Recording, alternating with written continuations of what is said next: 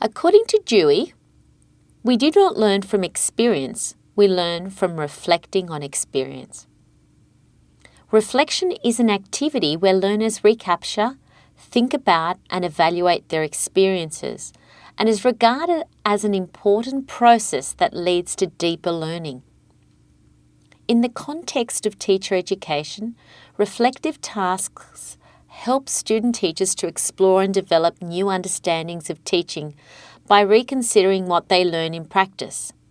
Teacher educators typically require their student teachers to use a range of reflective activities to frame and reframe learning episodes and bridge theory with practice. In this video case, we look at two types of reflective practices mediated by mobile technologies. 1. Multimodal note-taking and reflective journaling, and 2. Personal digital storytelling for reflection. We then examine these activities using the mobile pedagogy framework. The context of these activities is pre-service teacher education at an Australian university. All student teachers in this video are studying ICT and education subjects as part of their degree. Firstly, we'll examine reflective journaling.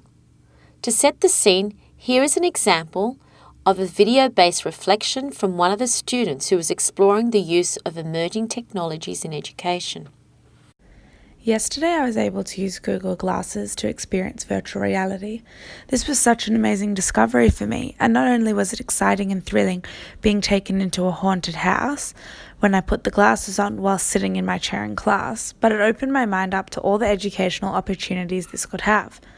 As soon as I took the glasses off, I couldn't wait to discover more about how it all works.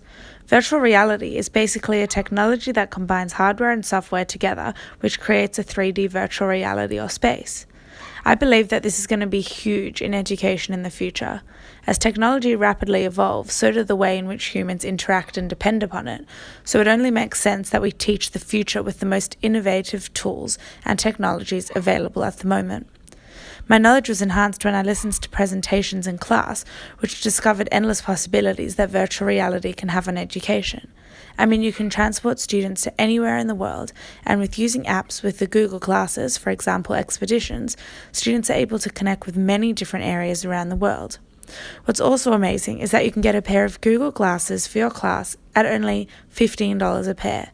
And what I found really exciting is that students can replicate these in the classroom for a much lower price, and therefore it's an affordable, amazing piece of technology to use in the classroom. In this particular case, Liesl, a prospective primary teacher, used her mobile device to video capture a key on-campus learning experience. She later used the recorded video to revisit and analyse this episode. Student teachers are using a range of apps to support the reflective posts. They use the media recording facilities on their mobile devices to easily capture key learning moments, both on campus and during their school-based professional experience. They can use reflection-specific apps such as Reflex and collaborative apps such as TeamUp. Although many student teachers are adopting an app smashing approach, using more generic multimodal note-taking apps such as Evernote, in combination with media production apps such as iMovie. For example, Steve explored the use of coding with Dash Robotics. Later in the day, he visited a local park to make an audio-based reflection on his earlier on-campus learning episode. He revisited the excitement of this experience before exploring implications for his own prospective teaching. An extract follows. Okay, so I'm in a park across the road from my house. I've got a little bit of time before I need to go home and get dinner ready, so I thought I'd just do a little review now of what we learned at uni today. One of the coolest things we did today was I got to experiment with Dash Robotics. Dash Robotics is literally a small robot that roams around, and it's covered in lights and it makes sounds, and it's awesome. The second app we used was Blockly, which was super exciting again. It didn't offer like a directional pad for you to actually just move it wherever you wanted. However, you could do so as this particular app was like a soft introduction into programming, which is really cool. There's so many different things you can do with it. And like I said, it's a real great entry-level tool for programming, for robotics. You could take Dash on missions and have it measure and record the findings of its adventure. You can use it for measurement in math when you're using the drag and drop options, especially when we're talking about movement. So there's plenty of opportunities across the board, across cross-curricular activities that having this robot in your classroom would allow you to do. Really cool. We'll come back to reflective journaling later in this video to further unpack how the mobile device can mediate and potentially enhance the reflection process. Secondly, we examine student-teachers' use of personal digital storytelling to support reflection. To set the scene, here is an extract from a digital story by a student-teacher who was reflecting on his learning in an ICT and education subject. Growing up, I practically lived at the beach. My dad owned a surf shop and we would spend every weekend surfing. Swimming in the ocean and riding a surfboard just felt like second nature to me. The funny thing about surfing is that I don't ever remember learning how to do it. I was provided the tools, pointed in the right direction, and then left to my own means to discover how best to do it.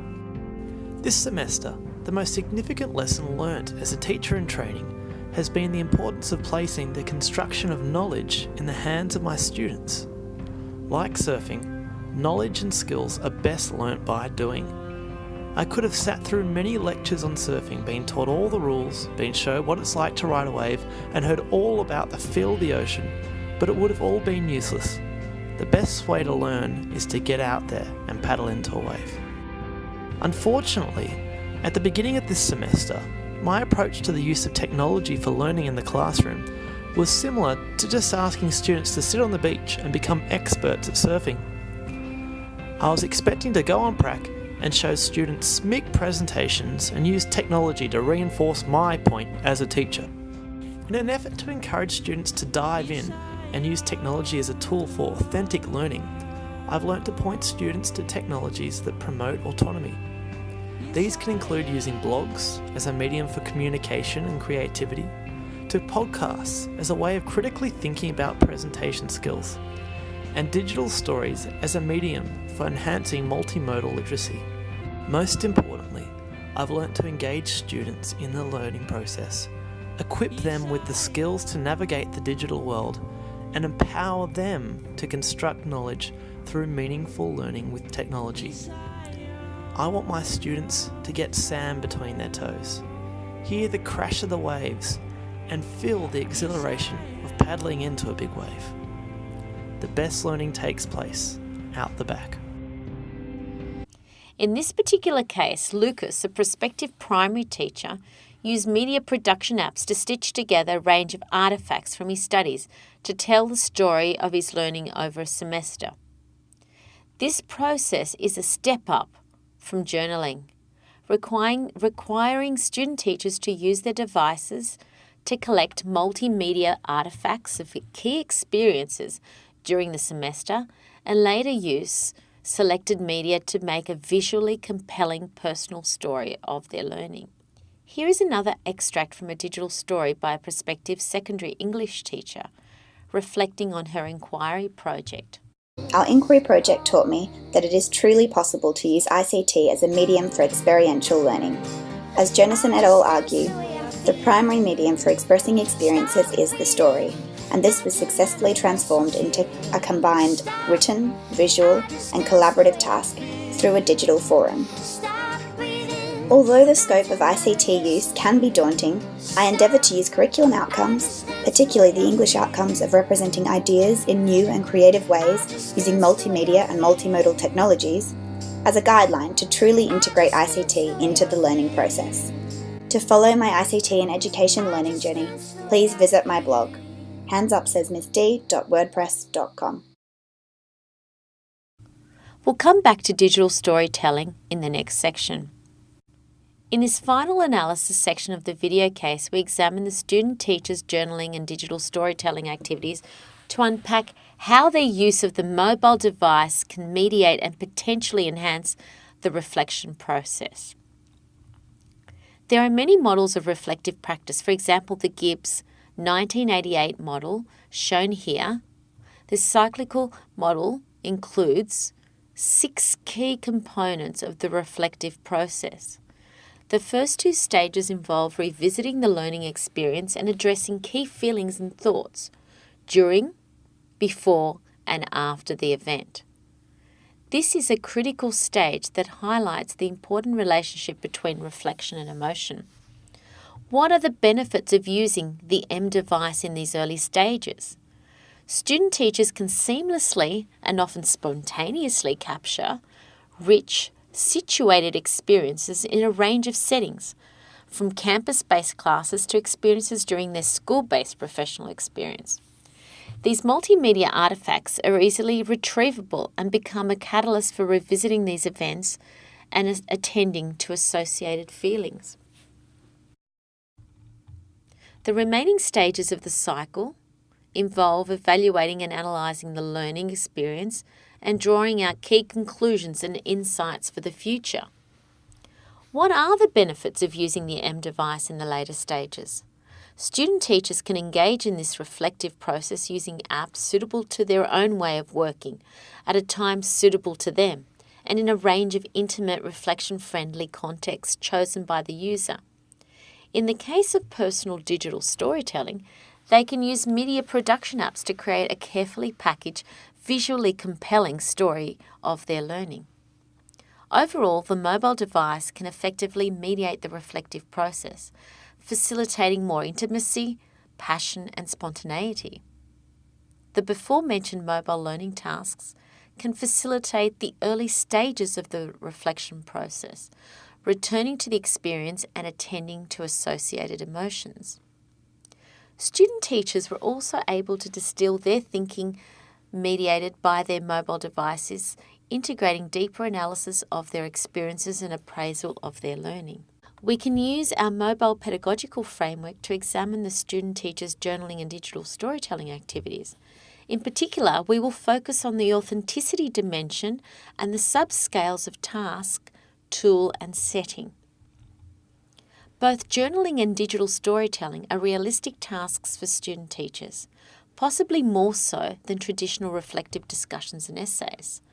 The tasks engender high levels of ownership, potentially supporting more personal, compelling levels of communication. The enhanced level of meaning and emotion investment is a key influence on this reflective process. New media, including video, is a creative outlet for student-teacher reflection, and more honest reflective posts can emerge, conveying emotions and complexity that would be difficult through traditional written text. For example, here is an audio extract from Claire's reflection on her first day on professional experience. My own primary schooling experience drew to an end. I started my first day as a student teacher.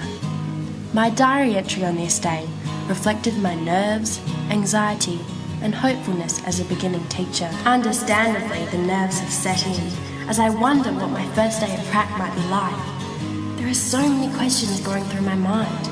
Will I like the school? Will the teacher of my prac class be open to sharing and willing to inspire? Will this experience confirm my desire to be a teacher? What realizations will I come to? How will the students respond to me? To me, these words indicate that teaching is about evolving. It is an ever-changing experience which allows growth as a teacher and as a person. In this way, the use of mobile devices engendered a more authentic, reflective student-teacher voice and a more compelling account of their learning journeys. Teachers increasingly use apps such as Evernote to capture, reflect, and share evidence of their professional learning and to demonstrate teaching standards. Although reflective digital stories are more time-consuming, more user-friendly approaches are emerging, such as using the Storify app that supports the creation of more succinct narratives. In this way, student teachers' use of the mobile device for reflective purposes could be perceived as akin to real practicing teachers. Use of the mobile device allows in situ student-teacher experiences to be spontaneously captured in both formal, university and school and informal places, including physical and virtual spaces. Mobile device wielding student teachers also enjoy high levels of flexibility in terms of where and when they reflect on their learning. The student teachers at our university have reported on a range of intimate, comfortable and convenient settings to revisit and analyse their experiences using their devices, including walking home from the bus stop, in the car driving to the gym, at the beach and at the airport and train station, on a plane, in the backyard, lunchtime at the park, in the lounge room at home on the balcony, in the car, on campus, on the train and in a cafe. Although not scrutinised in this video, there has been varying degrees of personalisation and collaboration evident in these reflective mobile learning tasks. For example, in terms of the conversational aspects of the collaboration dimension, the journal entries and digital stories of learning can become objects of reflection in their own right, fostering further dialogue and discussion around the iPad campfire. However, group-based reflections possibly shared with peers and teacher in real time and wider sharing through peer networks and online communities could be further explored.